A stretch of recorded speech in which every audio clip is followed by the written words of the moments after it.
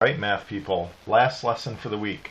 We are going to revisit the Pythagorean Theorem because there's one thing I forgot to talk about, and that's finding the distance between 2 points on a coordinate plane. Alright?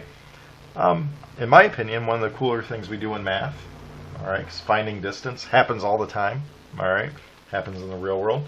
Now, if you have a coordinate plane, the way you find distance, oh, I hear my baby crying. Oh man, he's supposed to still be sleeping. Alright, let's see if I can finish this.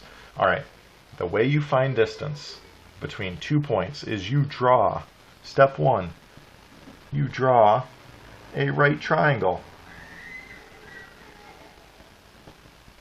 Alright, so I'm going to draw a triangle here. I'm going to make sure it's a right triangle. Alright, I want the base of it to be parallel to my x-axis. I want the height of it to be parallel to my y-axis.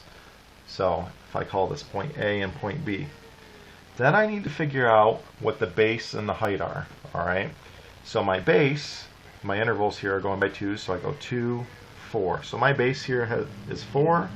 My height is 2, 4, also 4, convenient. Now step 2, you find that missing hypotenuse. So step 2 is find the hypotenuse.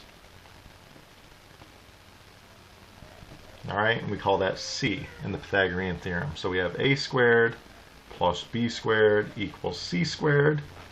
Alright, a and b are my legs. So I have 4 squared plus 4 squared equals c squared.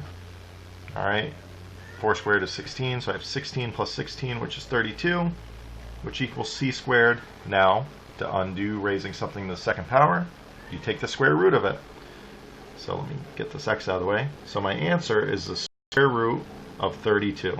So c is the square root of 32. We could call that radical 32. Now that's exact. 32 is not a perfect square, so I could leave this as the square root of 32.